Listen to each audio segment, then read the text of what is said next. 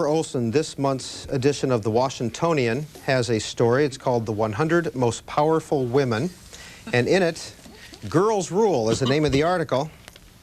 And it talks about people of influence. Political insiders listed are Donna Brazile, Minion Moore, 2 Democrats, and Barbara Olson.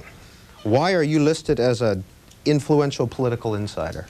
I don't know. That's where they put me. It was interesting because I'm a lawyer and obviously do political advising, and I guess they decided I was more in with the political insider. The interesting thing about that is we had a lunch this week of all the women, the 100 women who were named, and Donna Brazile and I talked a little bit, and they asked all the women to fill out when they thought the first women president would run and who it would be. And your answers were? Oh, I was going to give it. Well, I actually put for who it would be is to be determined. Although obviously... Oh, what a cop-out. Because the other option is Hillary Rodham Clinton, who we all knew, and she overwhelmingly was the choice. And I thought 2012, 2008. What does it mean to have influence in this town? How do you get it? Is it power? Is it position? Is it money? Is it marriage? I don't know. I mean, what does it mean to have influence? I don't know. I get up really early and I work all day and go home really late. Does that mean influence? I guess I know people like Bill Press. Bill Press. Having influence means having lunch at the Palm. Oh, well, there's two kinds of... What do you mean? It's as simple as that. You what go does that to the mean? Palm and everybody else is there to be seen, to see and to be seen, and you know... Or if you're a Republican, you go to the caucus room. That's an evening. Bill Press, you are not listed in this 100 Most Powerful Women article in the Washingtonian. I'm glad I didn't make it this year. My cross-dressing has not reached the level of attention of the Washingtonian. How does somebody get influence in this town?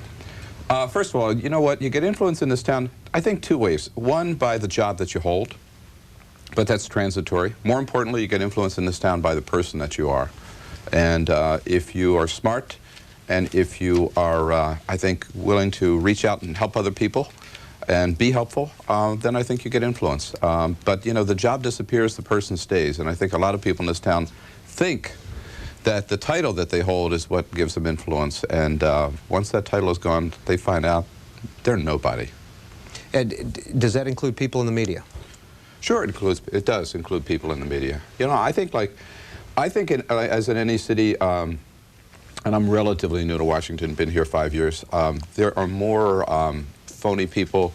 There are a lot of phony people in Washington. I think there are more phony people maybe per square inch in Washington than anywhere else. But there are also some real people. And you get to know in the media, and on both sides of the aisle, by the way, Republican and Democrat, liberal, conservative, you get to know who the real people are pretty quickly and who the phonies are pretty quickly. Barbara Olson, this is the cover of the Washington Post magazine. Condoleezza Rice, is this somebody who has pretty good influence in this town today? Oh, I think she does.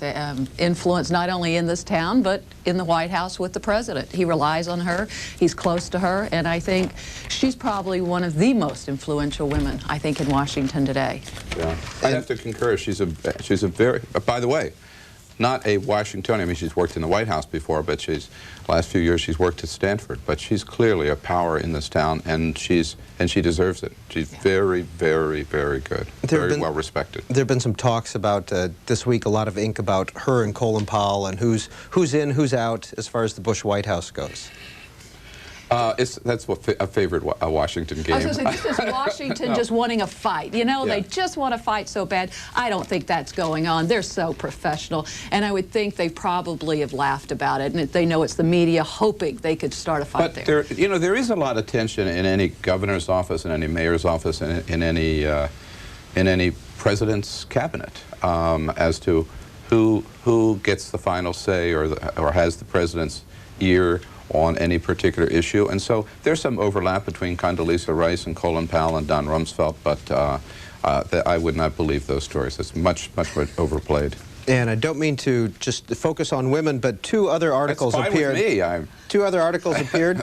A women's issue in the New York Times Magazine featuring Hillary Rodham Clinton. Is Senator Clinton a powerhouse in this town? Absolutely. And I think what has surprised a lot of people about Senator Clinton is that she's not tried to be a show horse in the United States Senate. She is just, as I thought she would, she's settled in, and I mean, look, she's a former First Lady, so there's a lot of media attention. She can't help that, but for the most part, I think she is focused on trying to do her job day by day, help the people of New York, put presidential speculation and everything else aside. I think she's surprised people on both sides of the aisles, and she's also reaching out to other members of the Senate. I think you've heard that, Barbara, trying to form alliances even with some Republicans on some issues. It's interesting because Senator Clinton is now becoming a spokesperson. And we heard Senator Clinton coming out, and she's becoming the attack point person for the Democratic Party, which is interesting. A junior senator, albeit obviously a very famous junior senator, but a person who not only is doing her own legislative work, but speaking for the party as a whole. She's got Hill PAC. She's got a lot of things where she's got her own PAC. She gave over $660,000 to other members. I think we're going to see a lot more of Hillary Clinton, and maybe not always as a senator. And you have a book which was out 2 years ago? About 2 years ago. Matter of fact, it's going to paperback this month. And how did it do? It did very well. I spent numerous weeks on the New York Times bestseller list, top 10. It was over 200,000 copies in print. And I think very early on, I predicted that Hillary would run for president. And at the time, people thought I was just a little obsessed. And of course, this was before she even ran for senator. Today, it's not quite so unheard of to think of Hillary running for the president and being a leading candidate among the entire field. But not 2004. No, I don't think so. That's too soon. Make that clear. Who is running in 2004? Who's going to be the Democratic nominee in 2004? I have no idea. The Democrats have a big bench and a long bench, and I think a strong bench. Nobody knows what Al Gore is going to do, but clearly Gore is the 800-pound gorilla in this race. If he wants to run, he's going to be hard to beat. I'm not sure he's the strongest candidate, but at the same time, you've got John Kerry. Just look across the street: John Kerry, Joe Lieberman, Joe Biden, John Edwards. Who am I forgetting? You're going to put Daschle or Gephardt there? Well, they're not as forward as the others are yet, but they certainly are possible. So there you go. We know who our candidate is. Bill Press is we know who wins. All right. Bill Press is the co-host of CNN's Crossfire, and you've been on that show for 5 years now. And you also had a show for a while, Spin Room. Called The Spin Room with Tucker Carlson every night, right? And which in fact, no longer. And from that, there's a new book coming out. Thank you. A fun book about spin, which sort of grew out of The Spin Room, and it's called Spin This, coming out in the 1st of November. But my thesis, which I haven't had a chance to talk to Barbara about yet, is that politicians spin, of course, and we all make fun of political spin. But when you think about it, it's not just politicians that spin. Everybody spins. We live in an age of spin. You go to your doctor spins you. You go to church, the preacher spins you. You go to the store, the salesman spins you. You come home. You break a lamp and you tell your parents what happened. Kids, it just fell over. There was a wind. Kids spin their parents, and husbands spin their wives, and so spin goes on, and this is sort of an attempt to expose and have fun with the whole phenomenon of spin. One more issue before we go to calls, and numbers are on the bottom of the screen if you'd like to call in and talk to Barbara Olson and Bill Press. 202 is the area code, 737-0001 for all Democrats, 737-0002 for Republicans, and 628-0205 for all others. Remember, the area code is 202. Others, those are the Rastafarians, I think. I'm going to ask you both a question that we asked our viewers this morning. What do you think of Clarence Thomas 10 years ago tomorrow? The hearing started. I remember that very well. I testified in the hearings on his judicial opinions, because there was a point when everybody realized Clarence Thomas has served on the D.C. Circuit. No one's paying attention to what he actually wrote on the court, which would tell them what kind of a justice he was going to be. And, of course, what he wrote on the D.C. Circuit is exactly what kind of a justice. Is a justice who's very careful about interpreting the Constitution, doesn't believe in making laws, is really careful to respect the laws that are written. And it's hard. I was listening to some of the callers earlier this morning, and I've gotten to know Justice Thomas a bit, and he's someone I really admire and love, and I wondered how he must feel with people calling in and the anger that's still out there. And there was some hatred that was coming through the telephone lines, and this is not a man who hates anyone. And I thought, you know, it's too bad that 10 years it's still that raw. It seemed like it was yesterday. Some of the calls were very raw. And I think that's too bad, because I think he's really done a good job on the court. He's written some beautiful opinions that are being studied in law schools. And I think he's really brought himself to the forefront, which a lot of people said he couldn't, and he has. Bill Press. I think Clarence Thomas has been a disaster on the court. I don't hate him. I just think, first of all, we don't know much about what he thinks because he never asks a question.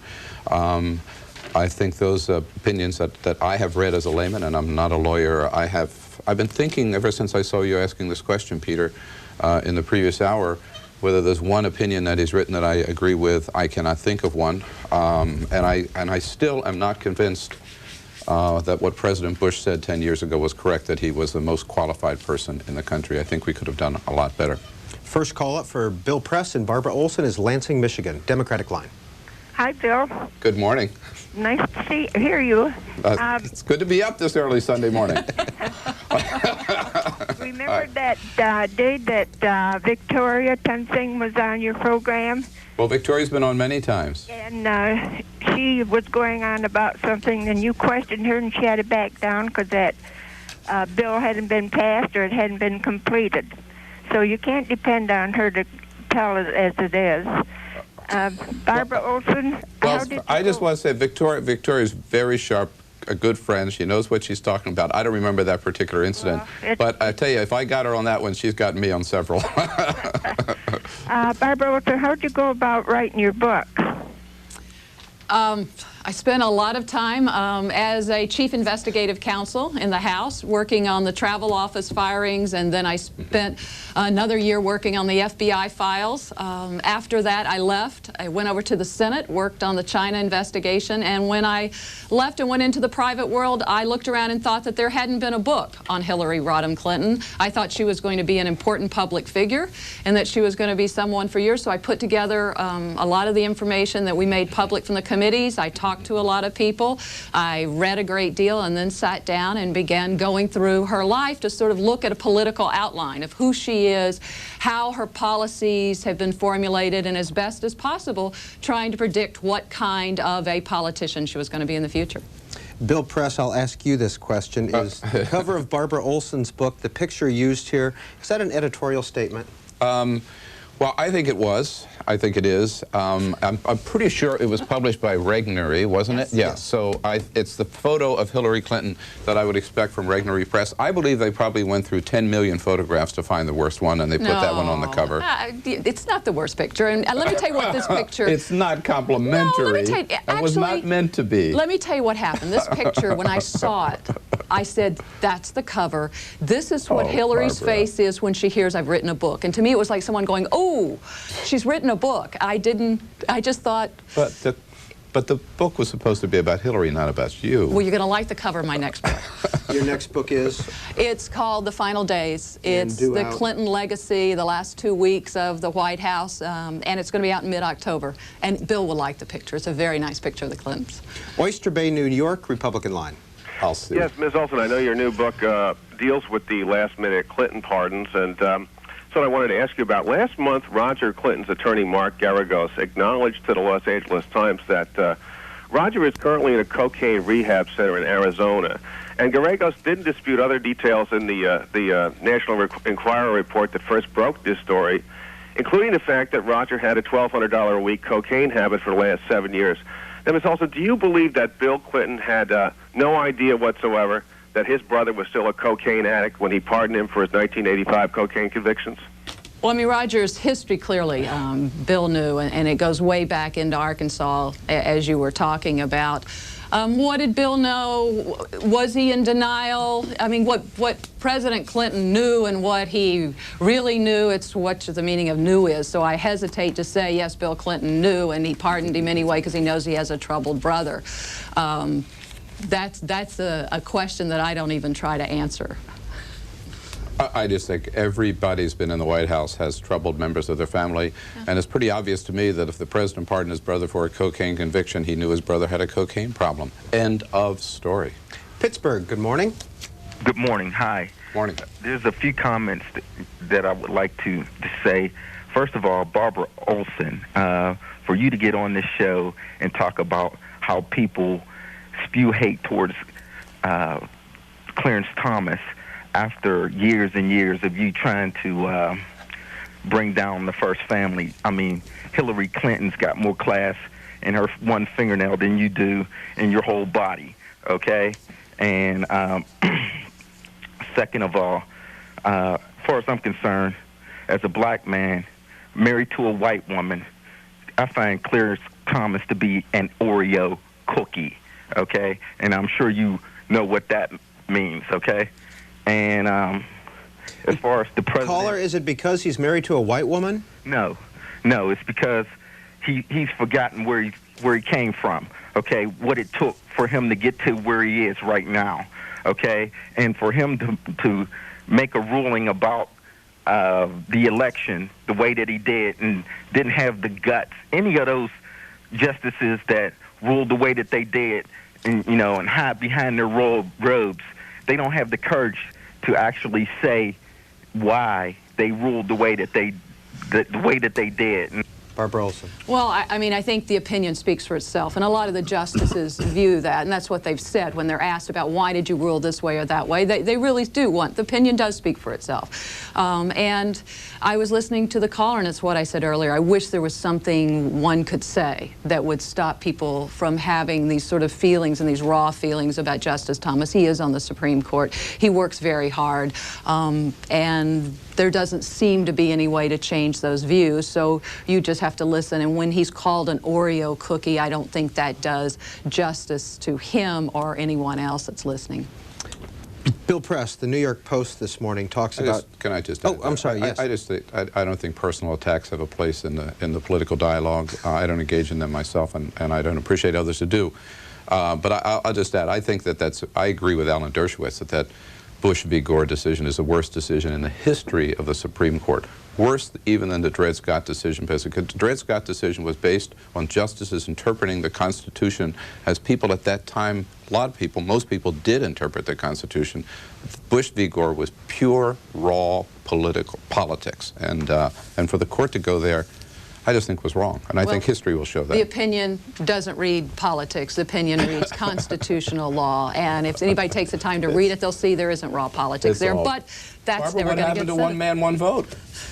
But since we're kind of talking about justice issues, I got two more I want to bring up. Number one, former Attorney General Janet Reno takes governor bid on the road. She stopped at Penn State, and then she went out to L.A. to raise some money. Well, that's one of the two most interesting stories of the week for me, out of Florida. The other one is, of course, that they realized that that if you feed the sharks are going to come around looking for more food. I thought that was... It took them as long to realize that as it took them to count the votes in Florida. But I think they finally got to it, and they're no longer chumming the sharks, which I think is good.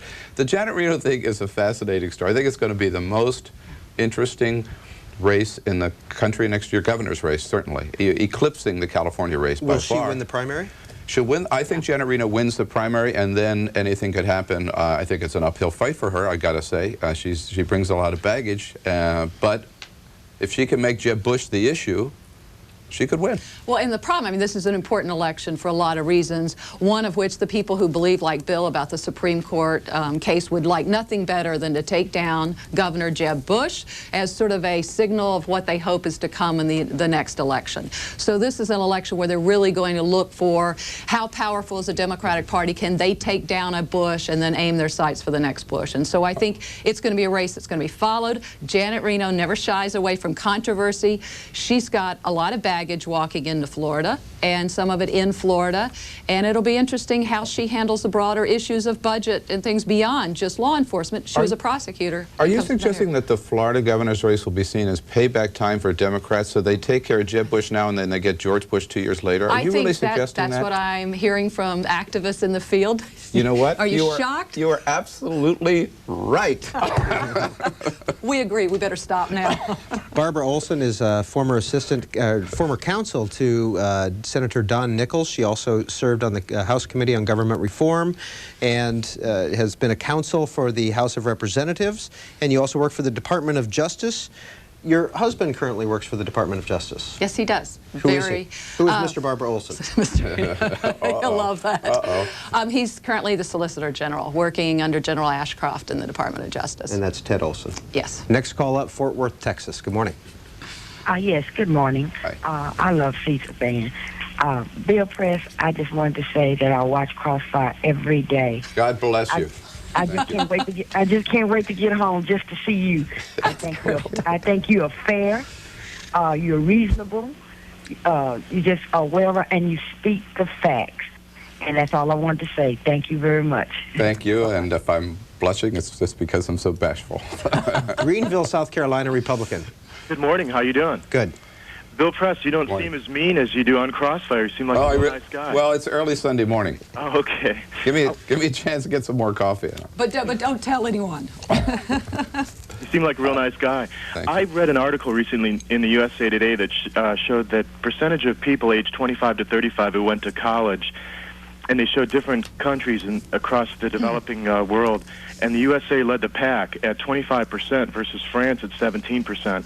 I thought school in France was free, and I just wanted to make a comment on that liberalism or democraticism equals socialism, and everybody talks about progressiveness, and when you get the federal government doing too much, you end up rationalizing everything, and everything gets rationed. And I hope that they don't do that here in America, and I hope that liberalism doesn't run amok and cause all different things in this world, in the United States, to get rationed too. So I hope the Republicans keep winning, and I'm sorry. Well, I thank you for your comments. They were rather scattered there. It's hard to. And let me just say, I just want to reassure you that there's no rush towards socialism in this country. I don't know where that's coming from. As far as what liberals have been able to contribute to this country, I would point to Social Security. I would point to Medicare. Yes, I would point to support for the public school system.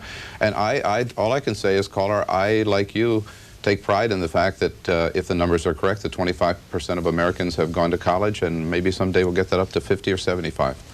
Well, I mean, and President Bush has made this a centerpiece. This is what he ran on, and this education issue is a centerpiece of his agenda.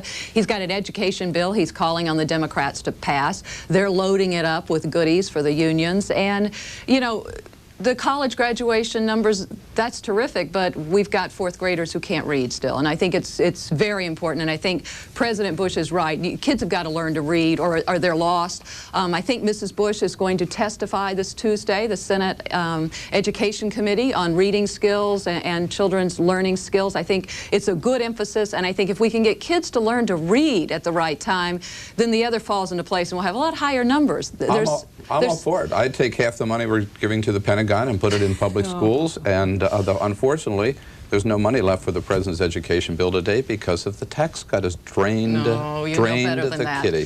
The money needs to go in the classroom, not for the union heads and the bureaucracy. There's huge amounts of money. You look at the District of Columbia, the amount of money spent per child in the schools is at one of the top, and the kids are not getting the best education in the country. So the money's not going in the classroom.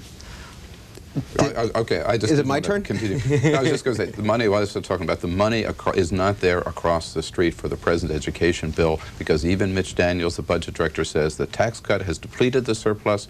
We're going to have to steal from Social Security. Bill. It's all Social Security, Barbara. We have $150 billion. We should not be running huge. The goal is not a huge surplus. The goal is for, as a taxpayer, me to pay enough money to cover the budget, but not to have bigger and bigger surpluses. That's overpayment by taxpayers. I just want to state a fact. The fact is that $150 billion is money collected for Social Security, which the Republican Party platform and President Bush promised not to touch. Now, if he wants to break his promise, fine.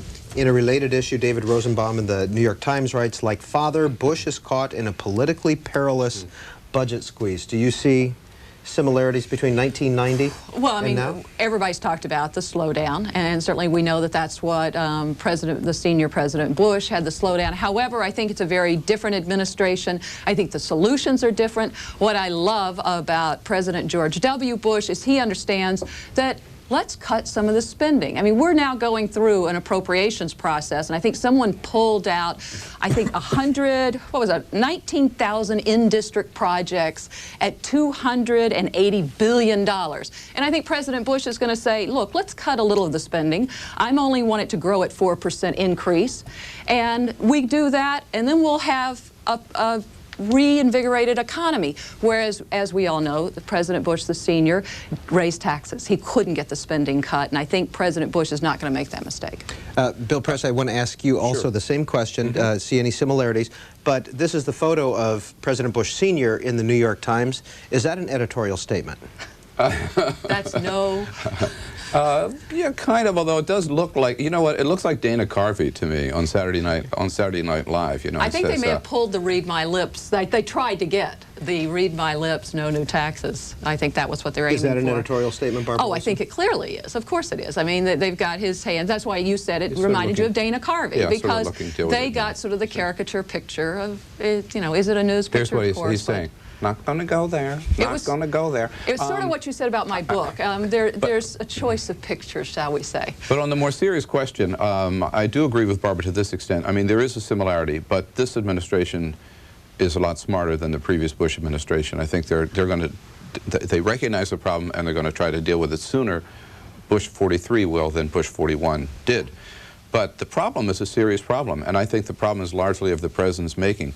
The economy started to slow down under President Clinton, which they keep saying that is true, but they saw it slowing down, and they went ahead and passed, on top of that, a Bush tax cut that's totally his, which was premised on revenue staying the same because the money from taxes being the same. Well, when the economy slowed down, the tax revenue is not there. Now we're in a situation, again, I repeat, where Mitch Daniels, the president's budget director, says they're probably going to have to spend $9 to $12 billion of Social Security money just to stay afloat, not to mention any new spending. How they deal with that is going to be very interesting. Capital gains tax cut. Well, that would be one disastrous idea, but... You never met a tax cut you liked, Bill. Kenner, Louisiana, thanks for holding. Independent Line. Good morning. Hey, good morning. Both of you are very smart and very intelligent, influential people in forming or influencing public opinion. I just wanted to ask a very simple question, without spinning the answer, especially for Ms. Olson, President Bush said 64 stem cell lines. It turned out to be 24 or 25 stem cell lines. Oh, stem cell. 64 lines turned out to be 24. If this was Clinton or a Democratic president, wouldn't you all say he lied? And if that's the case, why aren't anybody saying it? And please don't spin this one. The science is difficult, all that, blah, blah. 64 turned out to be 24. Barbara Olson, stem cell, no spin. Stem cell, no spin. I've learned more about stem cell research than I thought I would ever know. I mean, I think no one is saying it because he didn't lie. I think those were the numbers that people believed were there. We're still not sure exactly. You know, there's 64 in some stage. There's 24 able to be used now. You know, I think this is an area where people say, oh, President Bush decided to say something that wasn't true. President Bush understood that this was a number out there and that these were potential stem cells that they could use. And so, no, they're not readily available, and I don't think it's an area where anybody thinks he purposely went out to mislead anyone. Bill Press, no spin. Don't be so sure. I just remind everybody that this was only August the 9th. This was like a month ago that he said categorically, having spent 2 months making this decision, which everybody said was the most important decision of his presidency. He even went to Rome and consulted the Pope. He came back, he made this statement on national television, and he said emphatically there are 64. Less than a month later, we learned there are only 24. I think there are two options. Either he had not done his homework, or he was deliberately misleading the American people. I think it's the latter. Fort Wayne, Indiana, Republican Line. Good morning. Good morning. First of all, I'd like to say, Peter, that we in Fort Wayne are very proud of you. All right. And you do an excellent job, and you're very fair and impartial. And Barbara, I would like to say I admire you very much. I appreciate all the work you went to compile that book. I bought your book. Thank you. And I have two comments. A lot of Democrats have been calling up lately to talk about a dead body in the office of Scarborough, but they never mention about Barbara Wise being found dead in her Commerce Department when she worked for Ron Brown, and he was being investigated. And over the Thanksgiving weekend, they came back and found her dead in her locked office, right at work. Appreciate the call. I remember hearing about both of those. They were checked out. I do believe that the results were natural causes. And the problem in Washington, you start getting everything looks a little mysterious. And so it's hard to figure out what is really the mysterious and what is just the unfortunate consequence that looks with someone in their office where they pass away. And I did look at those, and just as on an outsider, and it seemed as though they were natural causes, that there wasn't anything. No comment.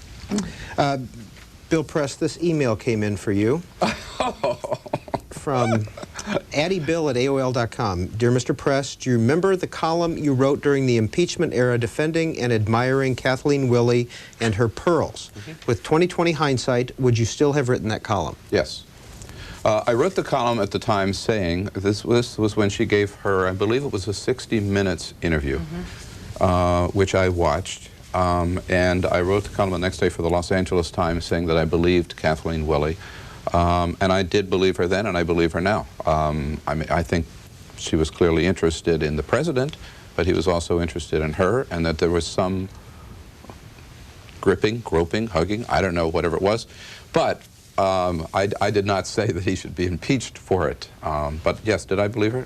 I wrote the column. I'm glad I did. How often does your column come out? You're with Tribune Media Services? Yeah, the Chicago Tribune bought the Los Angeles Times syndication. So now I'm with the Tribune Media Services, and it's published twice a week in newspapers around the country. Did either of you attend the And if national... your local paper doesn't carry my column, call them up and tell them. Tribune Media Services. Did either of you attend the National Book Fair yesterday? No, I didn't get to. I heard about it all yesterday. It seems like it was a wonderful, wonderful event that I hope they have future events in the same way. I did not get down there, but I must say I salute First Lady Laura Bush for doing this. I think it's just tremendous. You know, I was watching, can I say this? I was watching the C-SPAN 2, the book channel yesterday, a couple of interviews, and there's so much going on. Oprah is pushing books, Don Imus is pushing books, Laura Bush is pushing books, God bless Brian Lamb, pushing books forever, and now with the book channel. I just think it's great, and I'm going to be a beneficiary of this because after I leave here, I'm actually having brunch with the neighbors across the street with Scott Turow, who is in town for the Library of Congress book signing. Well, C-SPAN was live there yesterday from 9:30 to 5:30 p.m., about eight hours or so. Re-airing at 3 p.m. today on Book TV, which is C-SPAN 2. It's Book TV on the weekends. 3 p.m. today, if you'd like to see our coverage of the National Book Festival held on the grounds of the Capitol. Laura Bush, Kinky Friedman, Walter Mosley, John Hope Franklin. Stephen Ambrose, right? Stephen Ambrose was there. David McCullough. Right. And a call-in with George Will. So all sorts of events, about 8 hours, starting at 3 p.m. this afternoon, so I know where both of you will be at 3 p.m. Yes. Alexandria, Virginia, good morning. Good morning, everyone. Hi, good morning. I'd just like to say I am a C-SPAN junkie. And Bill, I watch Crossfire every night. Oh, I'm telling you, thank you, thank you. You're welcome. Now, Miss Barbara, this is for you, since you like writing books. Could you write a book on Laura Bush and let the American people know how she killed this man when she was 17 years old? Because I know you know about this right here, and American people need to know. Thank you very much. Barbara Olson. I don't know what he's talking about. No comment. I mean, it's you know. The First Lady was involved in an accident. A person was killed in the car. I mean, you know, it's just not worth going into. New York, Independent Line, good morning. Good morning. Sad. You're on the air. Hello? You're on the air. Hi. Okay, I'm calling about what they're talking about. Miss Olson is a very, you know, you have to learn how to be more a human. You're a very evil person because every time you talk about the Clintons, I don't know what it's about. You hate them. And hate is very bad. You'll never survive. Your face shows the devil in you. I just wanted to tell you that because I think I see you on all the stations, and all you can talk about is Clinton. They're out of the White House. Forget about it. She's a sinner, and she's working very hard. And just leave her alone. That's all. And I'm sorry for you because you're not going to survive too long. You got too much hate and the devil in you. Barbara Olson. Well, we do have a First Amendment. Everybody has a right to their own opinion. I don't have hate in me. I mean, I'm a political consultant. I'm an activist. I have an opinion. Everybody in Washington has an opinion. As a matter of fact, one of the things about the book that I wrote on Hillary Clinton is I really do believe she's worthy. She works harder than anyone else. One of the reasons I chose to write about her is because I thought she had a political future. I looked at the two of them and said, you know, Hillary Rodham Clinton has done a lot of the work to save Bill Clinton's career back in Arkansas, and I think also in Washington. I don't think he would have made it to the White House. And I think she's smart. I think she's hardworking. That being said, I completely disagree with her politics. And I think it's important to have a debate and a discourse, and it's not hate. I mean, Bill and I probably disagree more than anyone could in the world, but I don't have any hatred. It's just a good discourse. People make up their own minds through this argument, through the debate. If you don't have debate, it's hard for people who aren't here in Washington looking at it every day to know what the two sides are. I think it's the best way to decide how you believe. Have you been on Crossfire? Yes, many times. And we go after each other because we disagree, but it's debate. It's a give and take on views.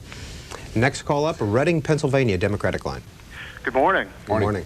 I have a comment about the budget dilemma that we have. If, as the Republicans are saying, that we need a tax stimulus package, even though we're cutting into the Social Security surplus, why doesn't that stimulus package be a cut in the Social Security taxes, thereby putting immediate money into the hands of the working poor, lower middle class, which they'll have to spend immediately just to make ends meet with the slowing economy? Bill Press. Well, I certainly think that would be a better way to go. My own feeling is that the wealthiest people of this country, having already received this humongous $1.3 trillion tax cut, they didn't need that one. They don't, certainly, and by the way, I'm one of them, so I'm not attacking the rich. They don't need another, we don't need another one. And a capital gains tax would benefit mostly people like me who have a lot of money in stocks. So I think a much better way to go would be to cut the payroll tax, cut the Social Security tax. That does affect working Americans. That puts money right now, every month or every 2 weeks, into the pockets of working men and women. And by the way, the president's tax cut, the first one nor the second one, would affect the payroll tax at all. Well, I mean, we are going to talk about a capital gains tax cut. I disagree, obviously. The tax cut that President Bush put forward wasn't for the wealthiest Americans. It was for people who paid taxes. It's very hard to give a tax cut to someone who doesn't pay taxes. So in that sense, I guess, if you paid taxes, you got a tax cut. That seemed to be fair. It was across the board. It's to stimulate the economy. They are looking at the capital gains tax cut for that reason as well. I think the president's going to refocus on economic issues this fall because, as we said earlier, I think he understands how important it is to get a handle on that, to bring the economy back. But it's going to be through stimulating the economy by people having more of their own money and the government taking less of it. And perhaps we can get the Congress to spend a little less. But Barbara, you missed the point.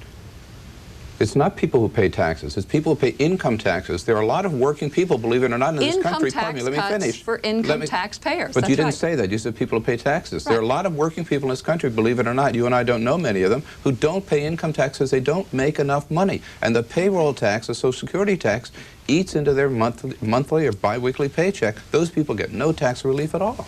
Well, I think people who paid income tax should get an equal cut. I just don't believe in that we should be dividing up America in levels of tax cuts. So I guess Social Security, you would have certain people get a tax cut and certain people would not, and you're going to decide who's worthy and who works hard enough to get some of their money back. Here's the basic philosophy, Peter, if I can now shut up on this. If you go right across the river, right across the tidal basin to the Franklin Roosevelt Memorial, it's etched there, something like this, right? That the measure of progress is not giving more to people who already have a lot. It's how much we can give to the people who have too little. And that's what I think. And I agree with that. Well, the Bush tax cut's just the opposite of that. It's an income tax cut for people who make income. And I mean, you want a Social Security tax cut, and we all know baby boomers are headed there. This is not the area where we're going to cut. We're never going to. Mercer, Virginia, independent line.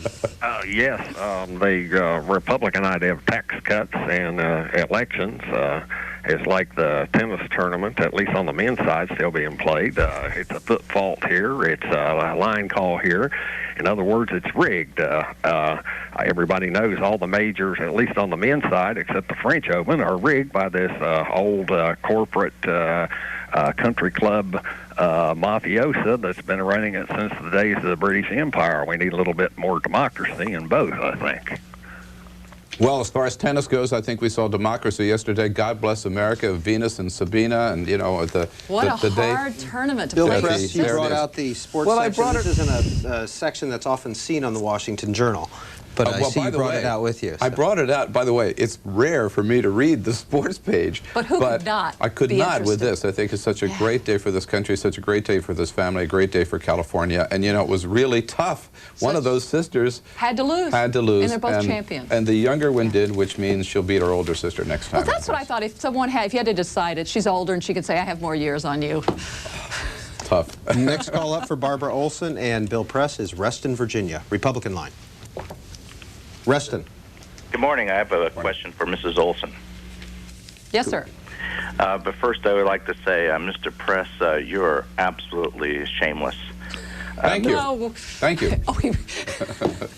Yeah, you see, that's my job. My job is to get you up Sunday morning and to ruin your day. I'm glad I've succeeded. You don't ruin my day, sir. But I just find your defense of the Democratic Party at all costs to be shameless. But Mrs. Olson, I read your book and I thoroughly enjoyed it, and I admire your courage in writing the book. But in your book, if I remember correctly, you made a very strong association with Mrs. Hillary Clinton with Raul Alinsky.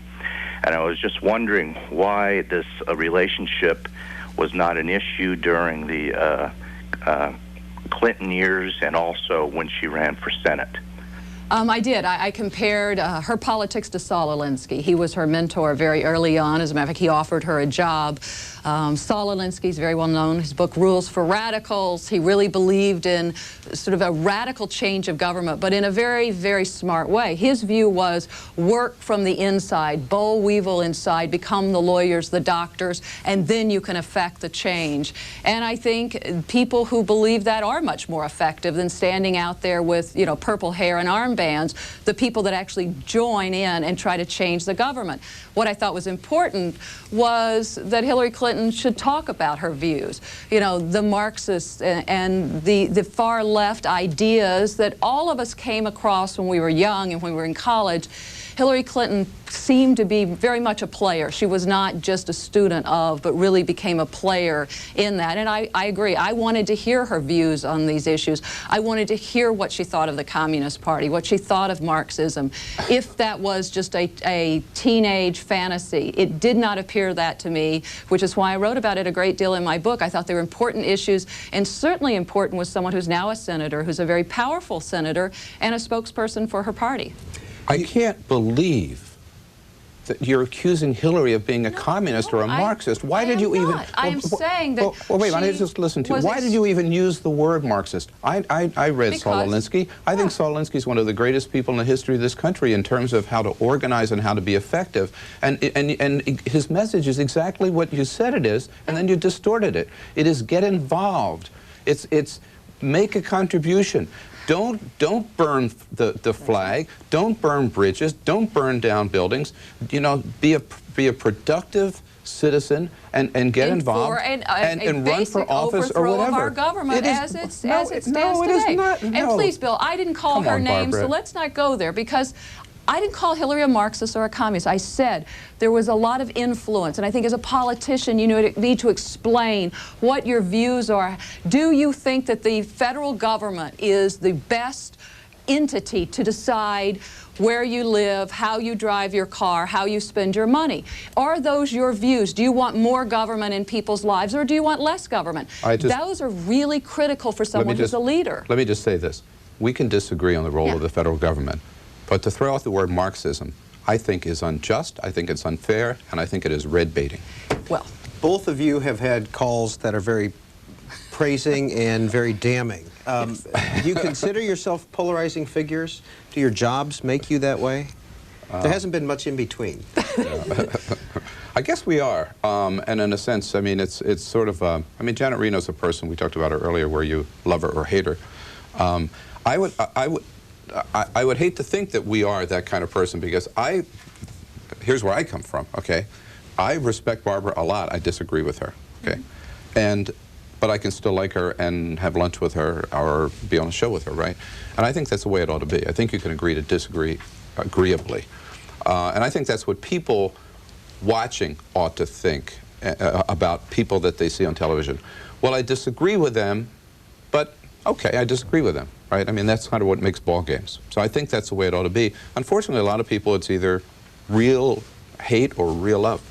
Well, and I think one of the things is you have to have strong opinions to do this. And one of the reasons that I came out and wrote the book and did things is because I had really strong views. I felt as though we were at a crossroad in this country. Which way were we going to go? Were we going to go to an issue with more government, where we made sure that we divided up the people of America with who got tax cuts and who didn't? We divided them up as to who were good people and who were bad people. We have the same thing with affirmative action issues. We were really at a crossroads. And so that's what I think causes people to come and go public, causes people to speak out, and of course there's going to be people who don't like it. But I go back to the same point, it's a debate. And a debate is really important because you can't make up anyone else's mind. You can only give your opinion, and either someone agrees because they think this is a good idea and that it's going to go in a good place, or they disagree, in which case it's out there and the debate is there, and that's what's so important. So the people have called up and said I'm evil. I think the point is there's debate. This is not, you know, I don't think other people are evil that disagree with me, but I disagree, and I hope that most people don't agree with them. That's part of it. Chicago Democratic Line. Good morning. Yes, good morning. How are you? Good. Yes. Bill Press, I'm going to call Barbara Olson and something that I know that you don't want to because of civility. Well, don't go there. Don't go there. Her husband and the whole group that they call the Little Sarah Society, well, let's just call them what they are. They're basically fascists. I mean, I don't hold anything against Republicans, but they're using the Republican Party as a guise to do what they did in the 40s in Germany and in Russia, where they take control of the court systems to maintain control of a country. Miss Olson and them, they basically, and this is very clear, they basically tried a political coup in this country, and it's by whatever means necessary, and they'll use the law by whatever means, whatever available, they'll use it to control this country, and that's it. And I have to agree, what happened with the Supreme Court? Okay, fascism.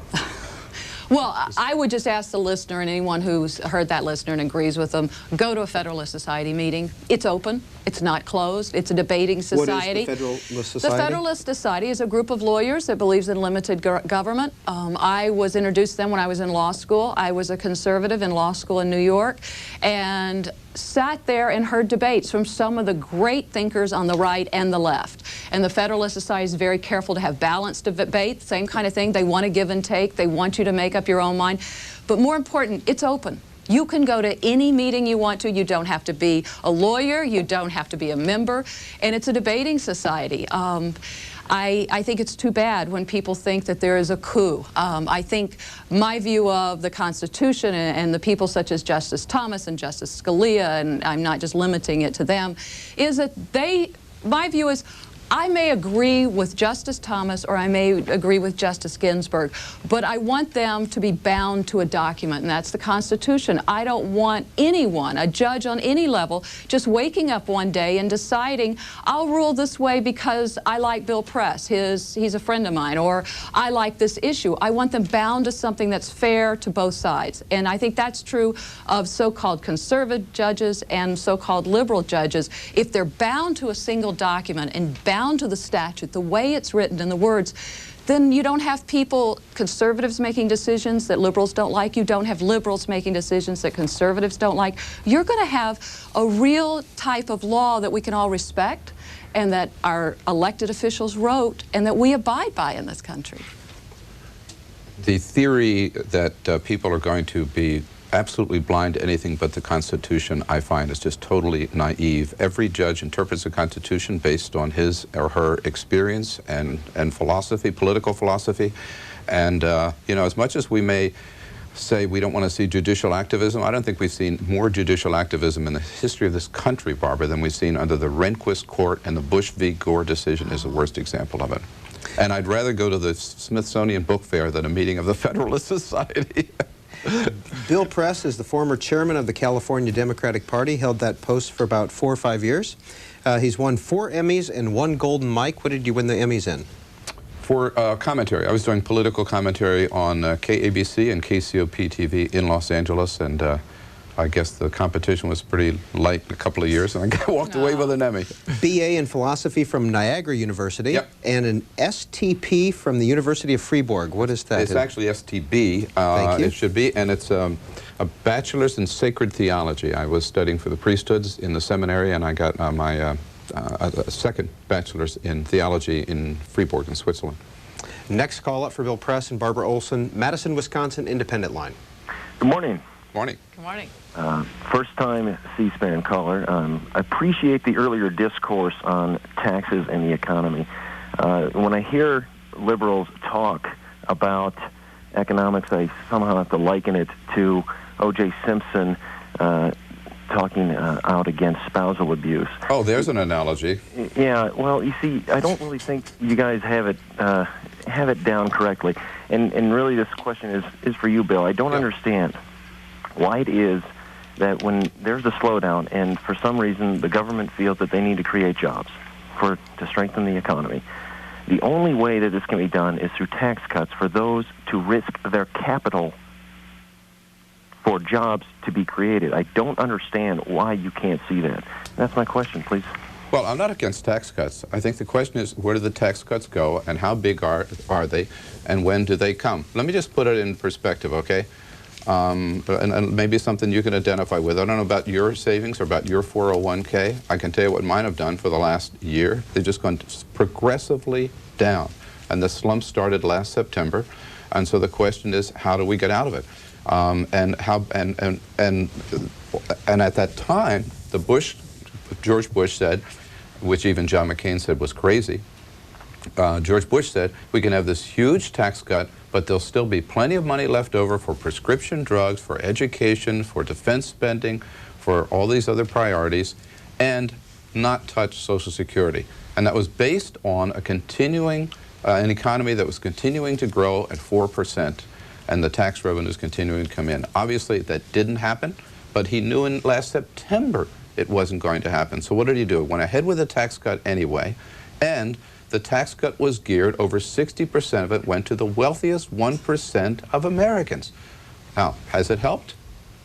Number one, I don't see the economy's continued to go down. It has not been the economic stimulus he promised. And number two, the revenues have continued to go down. So now we're in the process where, again, I repeat for the third time in this hour, we're going to do what the president said he never would do. We're going to have to spend Social Security money, call it the lockbox, whatever you call it, and on top of that, the Republicans are proposing still one more tax cut. I mean, when do you finally recognize that your whole philosophy toward your whole approach is wrong? Bill, give the tax cut 15 minutes, okay? I mean, the tax cut just occurred. Give it 15 minutes. I think there is going to be a stimulus in the economy. I think the economy is going to come back this fall. I think we've had a slowdown. I think everyone knows why. I think everybody knows the tech industry has had a slowdown.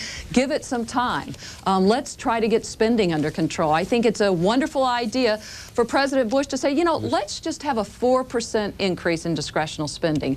Bill Clinton had up to an 8% a year. 4% increase is not unreasonable, and I think that's a good thing. What happened with the surplus is what always happens. Washington sees huge projected surpluses, and the spending goes out of whack in order to meet those surpluses. I think that's what we have happening. We don't have a deficit. We have a surplus. I know you're saying that's a Social Security surplus, and that bothers you, but I think it was good to give a tax cut, an income tax cut to everyone who pays income tax. I think that's fair. I think if you want to stimulate the economy, that's how you do it, and not your sort of favored person tax cut. Don't lay the Social Security surplus on me. Do I think that money collected for Social Security should be kept and used for Social Security?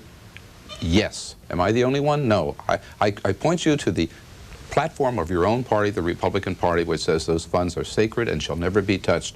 I point you to all the campaign speeches of George Bush. I point you to his speech in the Oval Office just a week ago, where he said we will never, never touch those funds. Barbara, and you know as well as I, he has already broken his promise. That's just not true. Kent, Washington, Republican line. Hello? Hello. Hey, good morning. Kent, Washington, you're on the air. Yeah, Yes, okay. First, Bill, I just want to tell you I love you. I never miss you. But I'd like to talk to Barbara a little bit about this economical situation that she's expounding there. A little state called Mississippi, population of approximately less than 2 million. Our good friend Senator Lott got $975 million for that state. And you talk about money being spent by the other parties and so forth. The Republicans put that into so many places, unbelievable. But another thing, Voltaire must be going over, dying in his sleep there, when he says, I may not agree with you, but I'll defend with my life your right to say it. I can only feel that he must be, because I'm sure when you were 8 years old, you come from a very conservative family that has brainwashed you, and you're still brainwashed. Well, I actually don't, but that's not the point. And I wasn't talking about Republicans or Democrats. I think all of Congress is going to have to tighten its belt with spending. Everyone likes to spend. You mentioned Mississippi, obviously. They have a lot of shipbuilding. There's a lot of money that goes down there for defense money, and that's money I don't think is going to get cut. But I think a lot of the projects going on in the districts, when you look at what's happening, some of it can be trimmed, some of it can be tightened. I don't think we're going to have to go into what you're calling the Social Security surplus. We need to tighten up spending. It's been something that conservatives have been saying since 1980 and before, and I probably just remember 1980 because that's when I became real active politically. I do think that can be done. I think it will be done. And I think we're going to see the programs of President Bush starting to turn around the economy, the slump that we've had over the summer. I don't think it's as serious as everyone would like it to be. I think there's a lot of spin, so to speak, going on with the Democrat Party. That's what they have to talk about, gloom and doom, to scare people. It was what Al Gore was doing when he was running against President Bush, is scare elderly people, make people believe that they're not going to have welfare or Social Security.